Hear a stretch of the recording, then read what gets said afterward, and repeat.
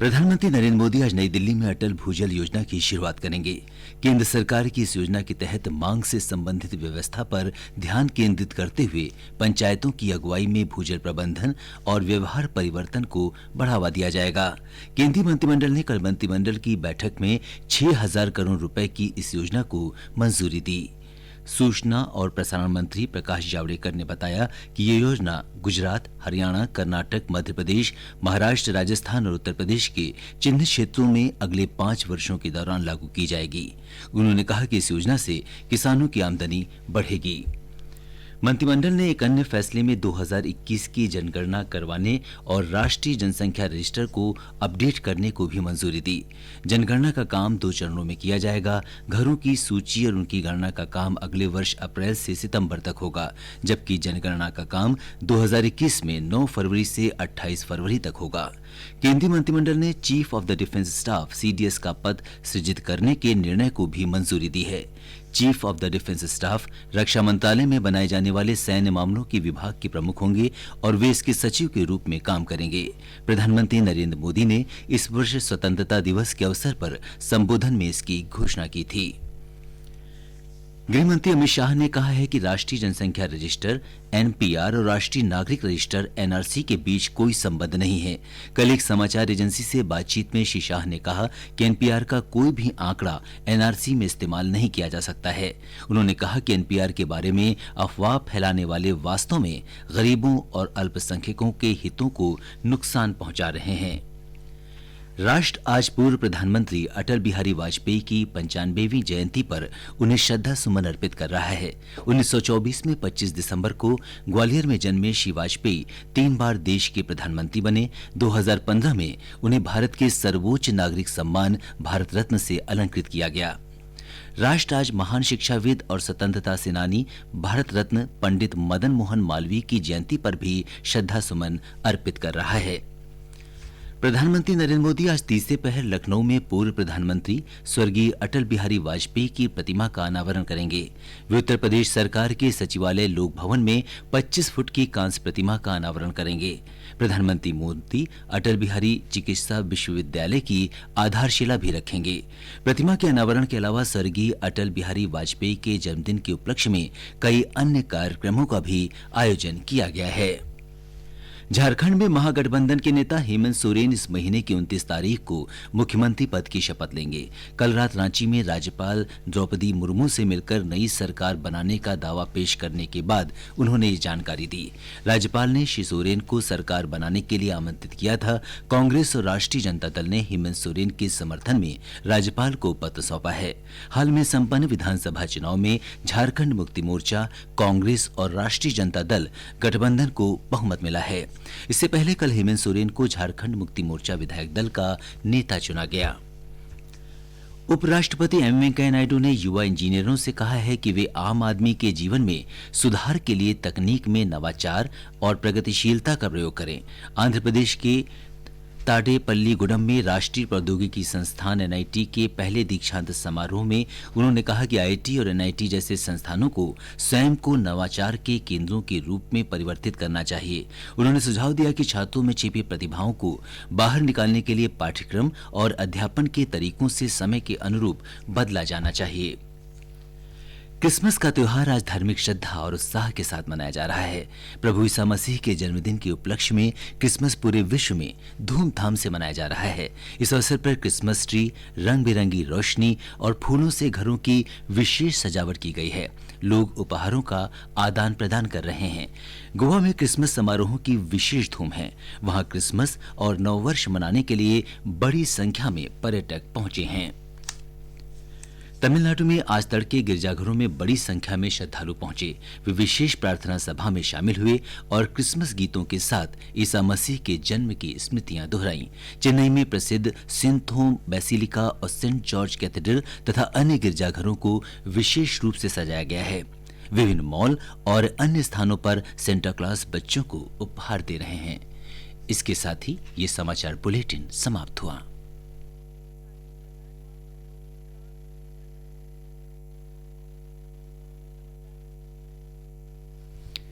This is All India Radio. The news read by Sanjay Mattu. Prime Minister Narendra Modi will launch the Atal Bhujal Yojana in New Delhi today. The central government scheme will promote panchayat-led groundwater management and behavioural change with a primary focus on demand-side management. The Union Cabinet approved the 6,000 crore rupee scheme at a meeting yesterday. Information and Broadcasting Minister Prakash Javadekar said the scheme will be implemented over a period of 5 years in identified areas in Gujarat, Haryana, Karnataka, Madhya Pradesh, Maharashtra, Rajasthan and Uttar Pradesh. He said the scheme will boost the income of farmers. The Union Cabinet also approved the proposal for conducting Census of India 2021 and updation of National Population Register (NPR). In another big decision, the Cabinet approved the creation of post of Chief of the Defence Staff (CDS). The post will be the rank of a 4-star general with a salary equivalent to service chiefs. The Union Cabinet also decided to honour the contribution of former Prime Minister Atal Bihari Vajpayee by naming the strategic tunnel under the Rohtang Pass after him. In another big decision, the Cabinet also approved organisational restructuring of the Railway Board. The Railway Board will be headed by Chairman Railway Board, who will be the Chief Executive Officer with 4 members and some independent members. Home Minister Amit Shah has said that there is no link between the National Population Register (NPR) and National Register of Citizens (NRC). Speaking to a news agency yesterday, Mr. Shah said no data of NPR can be utilised in the NRC. He said those who are spreading rumours on NPR are actually hampering the benefits for the poor and minorities. Mr. Shah said if such surveys would not have happened, then cooking gas would not have reached the poor households. He said such surveys are the base for several schemes brought by the government for targeted beneficiaries. Mr. Shah said that while the census was held every 10 years, the NPR was started by the UPA government and the government is carrying it forward as it's a good exercise. The Home Minister said some new things have been included this time in NPR, like area of house and number of livestock. The nation celebrates the 95th birth anniversary of former Prime Minister Atal Bihari Vajpayee today. He served as the Prime Minister of India for 3 terms. His first term was for only 13 days in 1996. He served his second term for a period of 11 months from 1998 to 1999 and then a full term from 1999 to 2004. He was awarded India's highest civilian honour Bharat Ratna in 2015. The tallest leader of the BJP, Atal Bihari Vajpayee, has left behind a rich legacy which will be remembered as well as cherished for the years to come. The nation is also remembering educationist and freedom fighter Bharat Ratna Pandit Madan Mohan Malviya on his birth anniversary today. Prime Minister Narendra Modi will unveil a statue of former Prime Minister Atal Bihari Vajpayee in Lucknow this afternoon.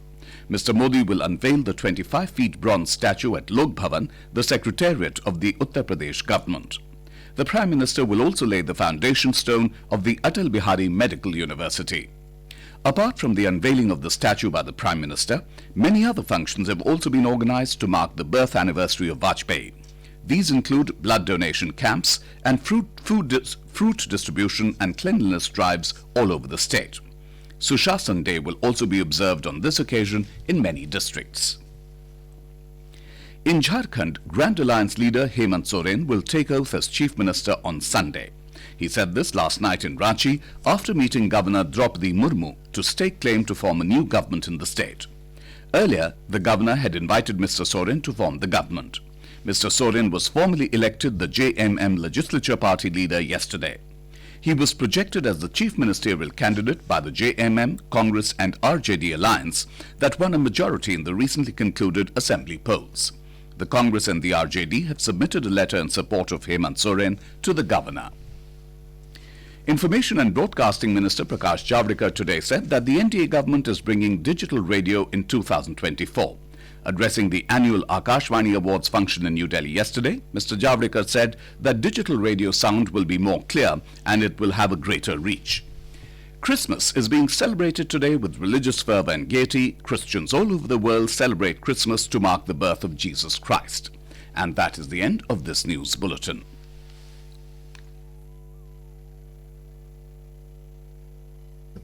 The government in its second term started on a reform mode. And the biggest reform which came was reduction in corporate tax rate from 30% to 22%. This was planned for quite some time under direct taxes code, but just because economy was witnessing a downturn, the government had to bring this measure in as an announcement, and which was later cleared by parliament. Apart from this also, the government has taken several reform measures which are quite significant, like merger of PSU banks 10 into 4, and every week in last few months government has come out with individual sector specific measures and also larger broader measures to revive the economy and bring growth back on track. Obviously, the bigger reforms, which are labor reforms, land reforms, etc., they are taking time, but government is moving forward in that direction also. Labor code has come, and other labor law reform measures are in the pipeline which would come. The biggest challenge today is to bring economy back on 7%, 8% growth track. In the first 2 quarters of this financial year, the GDP growth has been 5% and 4.5%. So even to come to 6%, the government needs to do lot many things to come to 7% growth rate, so that average becomes around 6%. That looks quite difficult now. So first I will ask Mr. Bhattacharya, what should the government do now for the short term to at least do something, which brings growth to a respectable 6.5% or 7% in the last quarter of this financial year and in the first 2 quarters at least of the next financial year? You have outlined the challenges that lie before the Indian economy at this current juncture very well. What the government needs to be mindful of is that the economy's current woes arise from a lack of demand in the economy. Now, this lack of demand is reflected not just in consumer demand, but also in investment demand. And that has become a vicious cycle in which investments are not taking place because there is not enough demand, and demand is not taking place, as a result of which the investment demand is not being fueled. So when it becomes a vicious cycle, you need to get out of that vicious cycle by some bold measures. Now, one such bold measure that was taken by the government on September 24 was what you mentioned, which is cutting the corporation tax rate cut from an effective level of 35% including the cess to around 25% including the cess and surcharge. And also, big measure that was taken was to allow the new manufacturing companies to pay overall tax rate of 17% instead of the existing rate, which is 35% overall. Now, remember that this corporation tax rate cut came only if the new companies or the existing companies give up the exemptions. So, while at one level this will mean that the government gets less revenue, but the corporate sector, India Inc., will probably in the next few quarters or next 1 or 2 years will have more surplus to consider investing in the market. But they will be investing only if there is a sufficient increase in their capacity utilization level. If you look at the latest RBI report, which clearly mentions that the capacity utilization level of India's manufacturing companies has actually come down from 75% to around 68.9%. Even if you have cut your corporation tax rate, even if you have kept the monetary policy stance accommodative, giving hope that more cuts may be in the offing, and you have already cut interest rates by 135 basis points from February, you need to take concrete measures to revive demand, particularly in the rural economy. Some demand revival is already happening because of incipient inflationary pressure in the economy. The rural economy is witnessing some sort of an inflation. If you notice the retail inflation, the food inflation is already close to 6.5%, and the core inflation is 3%. Now, because rural economy produces your food, sees this kind of inflation, what you are actually seeing is some sort of an inflation-led income rise. So the GVA for agriculture, which is the gross value added for agriculture, has already seen a substantial increase when you see the GVA in current prices. And when you see the GVA in the constant prices, you don't see that increase. In other words, that your GVA in current prices right now is reflecting a higher income compared to what the rural economy was getting earlier. So therefore, the path in the future, in my view, is how to have more money in the rural economy, which will fuel this demand, which will in turn fuel demand for more investment, and from vicious cycle, the economy will get into the grips of a virtuous cycle.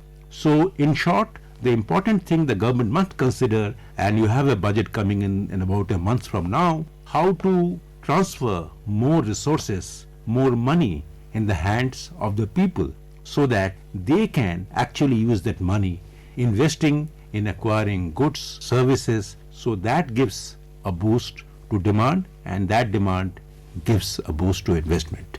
So that in brief, in my view, should be the way out of this current situation. Badrinath जी, आपसे एक सवाल पूछूंगा कि जैसा बताया भट्टाचार्य साहब ने कि जो ये विशेष साइकिल है डिमांड और इकोनॉमी में ये जो चल रहा है, इसमें से बाहर निकलने की जरूरत है. इसमें इन्वेस्टमेंट नहीं हो रहा क्योंकि लोगों के हाथ में पैसे नहीं है.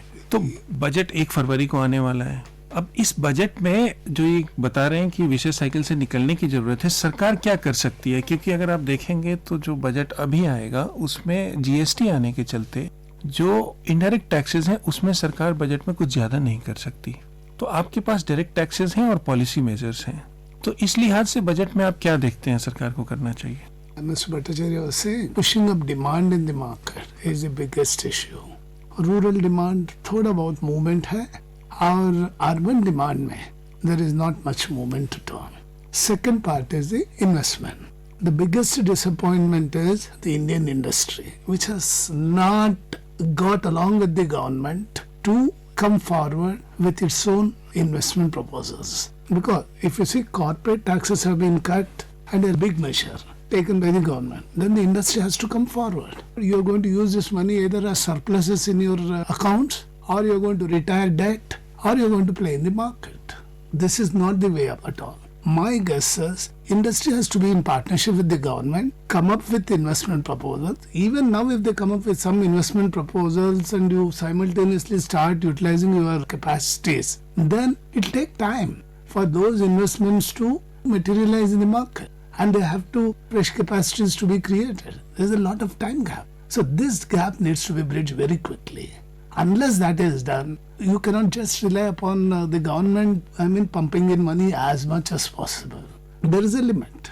Even if you're going to loosen the fiscal deficit targets and allow the government to, or the government takes upon itself to invest more through public spending or through giving away the taxes, revenues, or whatever it is. But then, unless the industry and businesses come along, this getting out of the vicious cycle seems to be a very difficult phase. Second part is you talked about the budget. The GST, as everyone knows, it is a decision that both the states and the center have to take. And the GST council meeting अभी हुआ है और उसमें भी बहुत सारा proposals discussion में आ चुका है. ये हो सकता है कि GST में further road map announce हो जाए if there is a consensus along with the states. In the sense that there was a talk that in the direct taxes we would like to cut the tax rates. But does the finance minister have the leeway to do that is a big question mark. Already in terms of GST, the arrears or GST, whatever compensation that needs to be paid to the states, more than 80 to 85,000 crores is going to be the deficit that you're going to see at the end of the year. In such tight resources position, what I guess needs to be done is more than the government, it is the industry that needs to come forward. Some reason or the other, they are not having enough confidence to make that kind of investment commitment. I do agree that your capacity utilization levels are going down, but then unless you start your investment proposals rolling now, it will take a year or two before you see fresh capacities on the field. So that needs to at least start, which has not happened. In fact, the Indian businesses are more, negative in terms of stance rather than the foreign investors. This mindset needs to change before we ask government to do something more after having done so much in the last 1 year despite the tight resources position. My guess is the industry needs to come forward. Bhattacharya साहब, 2 बड़े जो सुधार थे जो कि सरकार ने लाया, हालांकि पिछले टर्म में लाया था, उसमें है आईबीसी और जीएसटी. जहां तक इंसॉल्वेंसी एंड बैंक्रप्सी कोड का सवाल है, एसबीआई चेयरमैन हाल में ही उन्होंने ये कहा कि जो एनपीए सिचुएशन है जो सारे बैंक हैं उनका, वो इस साल मार्च तक स्थिति जो है वो सुधर जाएगी और बैंक्स जो है वो लोन देने का सोचने लगेंगे। तो कहीं ना कहीं आईबीसी ने भारत में जिस तरह से कर्जे दिए जाते थे और जिस तरह से कॉर्पोरेट्स वापस करते थे, वो पूरा कल्चर जो था उसको बदलने का काम किया है। और एसबीआई चेयरमैन जिस तरह से कह रहे हैं, तो कहीं ना कहीं उनको सुधार जो एनपीए सिचुएशन है उसमें दिख रहा होगा। तो बैंक जो है वो कर्जा देने की स्थिति में अगर मार्च तक आ जाएंगे तो इन्वेस्टमेंट का जहां तक सवाल है वो स्थिति सुधरेगी। एक तो ये है।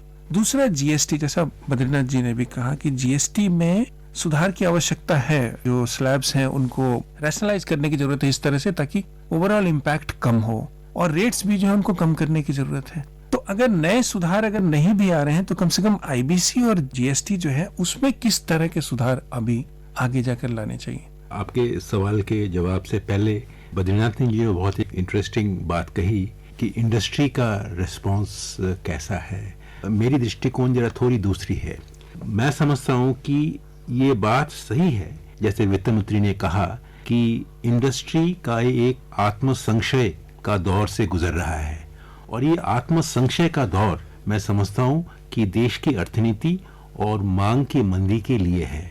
इस वक्त अगर हम इंडस्ट्री से यह आशा करें कि अपने आत्मसंशय को एक तरफ दूर फेंक के वो जहां भी देखे बिना डरे इन्वेस्टमेंट शुरू करें, कि एक दूसरा एनपीए का दौर आ सकता है इस देश में, क्योंकि इंडस्ट्री अपने पैसे की अपने मालिक हैं और इंडस्ट्री को ये देखना पड़ेगा कि किस तरह कब वो अपने पैसे का पूंजी निवेश करे। अगर देश की अर्थनीति को रिवाइव करने के लिए अगर हम इंडस्ट्री को एक बाध्यतामूलक रूप से अगर इन्वेस्टमेंट करने को कहेंगे, इसका फल अर्थनीति के लिए अच्छा नहीं भी हो सकता है। तो डर हमें ये लगता है, क्योंकि अगर आप इंडस्ट्री को बाध्यतामूलक से कहेंगे कि आप यहाँ इन्वेस्ट कीजिए, आप वहाँ इन्वेस्टमेंट कीजिए, जिस तरह से यूपीए सरकार के टाइम में हमने इंडस्ट्री को कहा कि आप रियल एस्टेट में इन्वेस्टमेंट कीजिए, आप इंफ्रास्ट्रक्चर में इन्वेस्टमेंट कीजिए, और 3 साल बाद हमने क्या देखा, रियल एस्टेट और इंफ्रास्ट्रक्चर में इंडस्ट्री फंस गई और बैंकिंग व्यवस्था की एनपीए और इंडस्ट्री की ऋण में डूब जाने की खबर हमें बहुत देखने को मिली। तो इस वक्त होशियारी का जो बात होगा वो ये होगा कि इंडस्ट्री को बोला जाए कि आपकी विनिवेश की जो व्यवस्था अब और कोई कठिनाइयों से आखिर नहीं है, और आकर आप निवेश कीजिए, पर निवेश तभी कीजिएगा जब आपको इसमें अपना रिटर्न वापस आएगा, और मार्केट प्रिंसिपल्स के बेसिस से। अगर हम सोचें कि उनको हम सब्सिडी देंगे, उनको हम बहुत ही कम दामों में ऋण देंगे, आशानुरूप नहीं होगा। बिल्कुल सही बात है भट्टाचार्य साहब, क्योंकि ना अगर इंडस्ट्री को, जैसा आप कह रहे थे, if you pressurise industry to just go forward and invest, then probably as you are saying that it may boomerang. GST और आईबीसी की बात मैं ये कहूंगा कि आईबीसी में जो 2-3 जो सुधार अभी तक हुए हैं, वो मैं मानता हूं कि वो सुधार हमारी देश में जो लेवरेज कंपनी और स्ट्रेस्ड लोन सेक्टर, जो ट्विन बैलेंस शीट प्रॉब्लम जिसे हम कहते हैं, उसको सुधारने में काफी सहायक होगी। हमने अभी देखा है कि किस तरह से आईबीसी लॉ को अमेंडमेंट किया गया है। 2-3 अमेंडमेंट ऐसे और भी आने की मांग आ रही है, और मैं समझता हूं कि वो मांग पूरी भी की जाएगी। जीएसटी काउंसिल का मुद्दा बहुत ही जटिल है, क्योंकि जीएसटी काउंसिल ने जब ये रेट तय की थी उस समय हमारी अर्थनीति की अवस्था दूसरी थी, और जीएसटी काउंसिल अब जिस तरह अर्थनीति को देख रही है, या जीएसटी कलेक्शंस या कंपनसेशन सेस को देख रही है, उस समय अर्थनीति की अवस्था दूसरी है। उस समय अर्थनीति 8% के वृद्धि दर में गुजर रही थी, इस वक्त 4.5% के वृद्धि दर में गुजर रही है। तो आज की तारीख में जीएसटी की कलेक्शन कम हो गई है, और उसको देखते हुए आप जीएसटी रेटों में रद्द बदल करें, मैं समझता हूं कि ये बहुत जल्दीबाजी का काम होगा। तो उचित काम मैं समझता हूं यही होगा कि उस तरफ आईबीसी की जो अमेंडमेंट आप पूरी कीजिए, और इस तरफ आप जीएसटी को थोड़ी बहुत 1 साल का या 6 महीने का रियायत दीजिए, उसे देखिए कि अगले 6 महीने में क्या होता है। मेरा आशा ये है कि जीएसटी स्टेबलाइज हो रहा है। जीएसटी में बहुत सारे रेट्स हैं, इवेशन का स्कोप अभी भी पूरा नहीं हुआ है, इनपुट टैक्स क्रेडिट का डिमांड बहुत ज्यादा आ रहे हैं। जैसे टेक्सटाइल सेक्टर की बात करूं तो टेक्सटाइल सेक्टर में आप देखेंगे क्योंकि जो एंड प्रोडक्ट का जो रेट है वो कम है, और जो इंटरमीडिएट प्रोडक्ट का रेट है वो ज्यादा है। आप तमिलनाडु के सारे जो टेक्सटाइल सेक्टर के लोग हैं वो इसके बारे में कुछ बात नहीं करेंगे, क्योंकि उनका इनपुट टैक्स क्रेडिट सालाना 30,000 करोड़ बढ़ गया है। वो कहां से आ रहा है? सरकारी खजाने से ही आ रहा है वो। तो अगर आप ये इन्वर्टेड ड्यूटी स्ट्रक्चर को अगर टैकल नहीं करेंगे, पर इस वक्त टैकल करना मैं समझता हूं जोखिम भरा चीज होगा। तो इकोनॉमी इस वक्त टैक्स बायंसी रेट का नॉर्मल रेट होता है 1 से 1.2।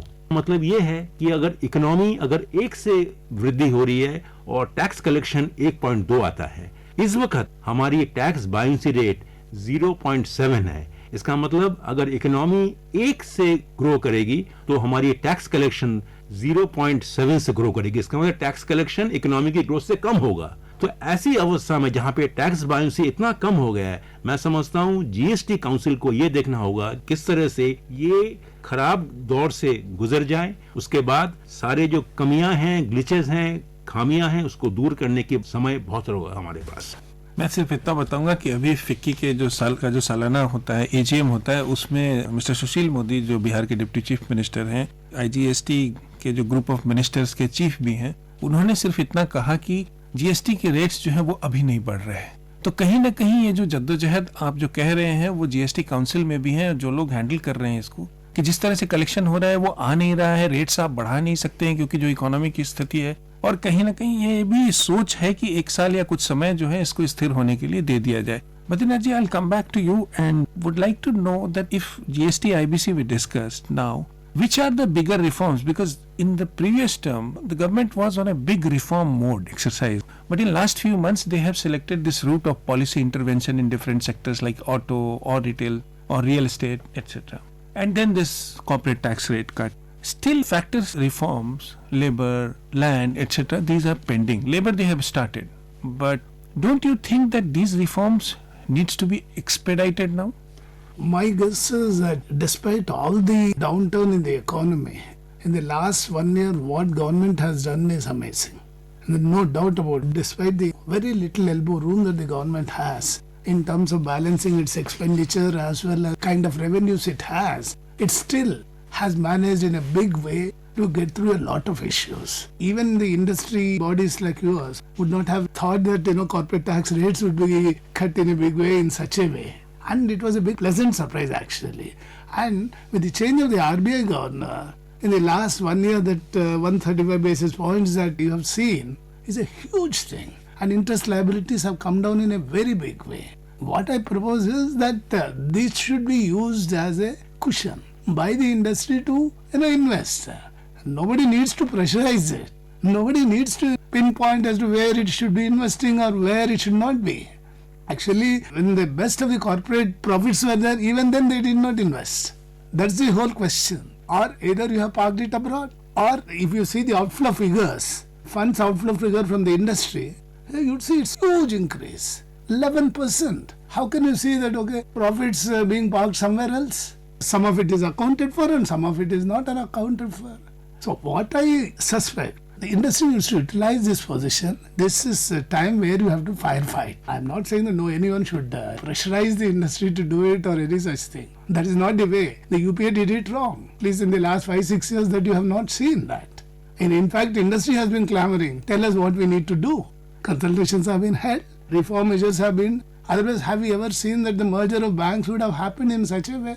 I do concede that you could have come up with a holding company for the banks and things like that, a larger project, which has been pending for quite some time. But do you think this merger of public sector banks, now, 10 into 4 and all, will help in, bringing back the lending situation or improving the NPA situation certain extent? One part is the IBC part, where there is some amount of movement. Otherwise, the largest sale of stressed assets from the SR Steel to Arcelor has happened, whether anybody liked it or not. But it has a big deal which has happened.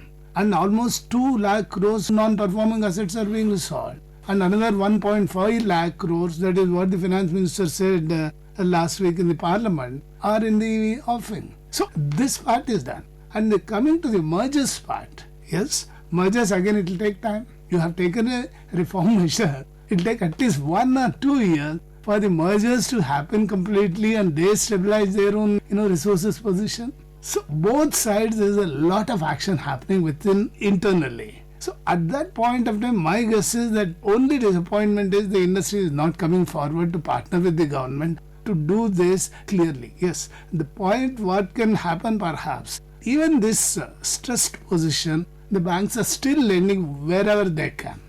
And whatever money they are making is only through retail loans. They are not making any money from the corporate lending. Nowhere. Where have they? More than 80%. They are just sunk. Businesses have their own problems.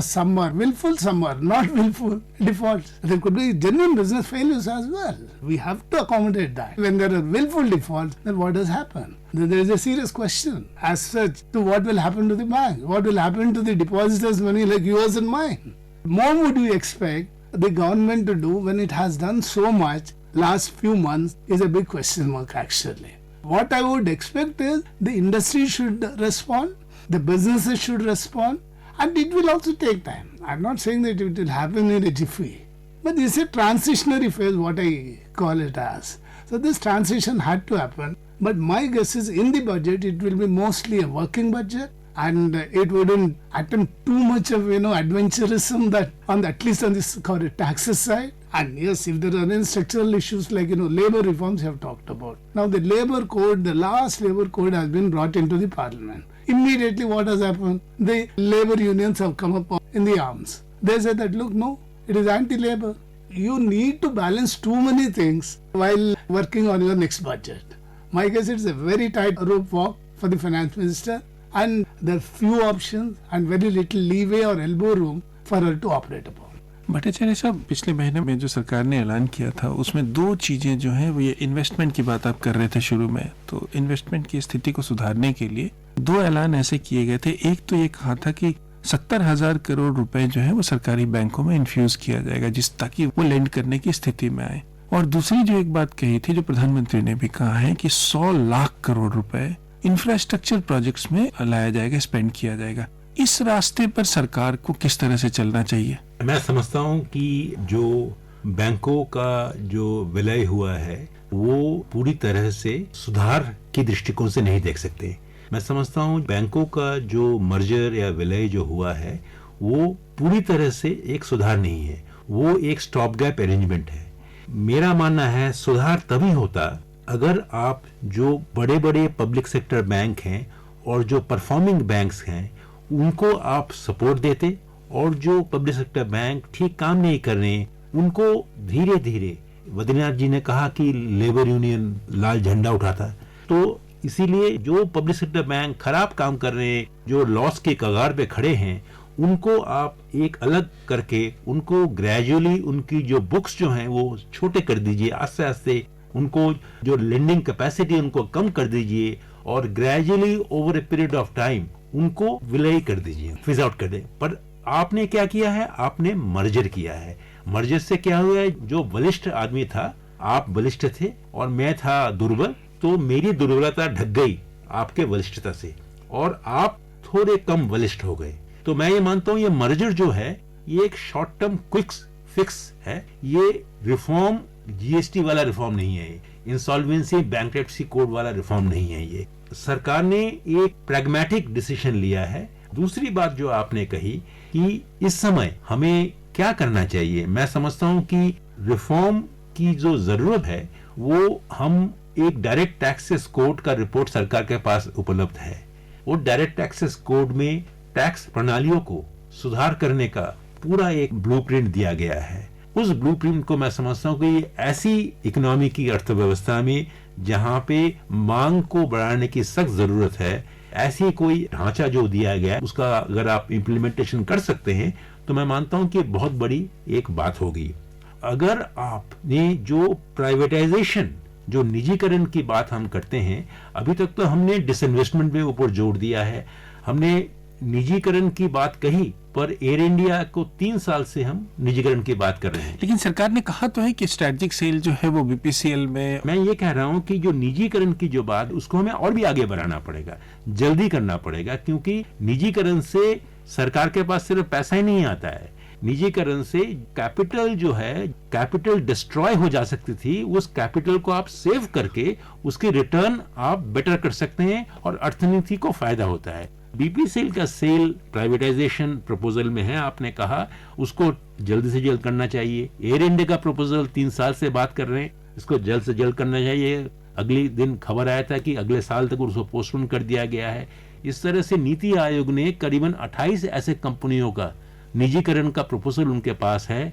तो मैं ही समझता हूं कि निजीकरण का जो मुद्दा जो है, एक स्ट्रेटजी जो है, इसको पूरी तरह से अपनाना चाहिए और इम्प्लीमेंटेशन करना चाहिए, जिससे कि एक तेजी इस वक्त प्राइवेट इंडस्ट्री में नहीं है, वो तेजी मैं समझता हूं वो आ जाएगी अगर आप प्राइवेटाइजेशन को, निजीकरण को बड़ा एक पुश दे सकते हैं।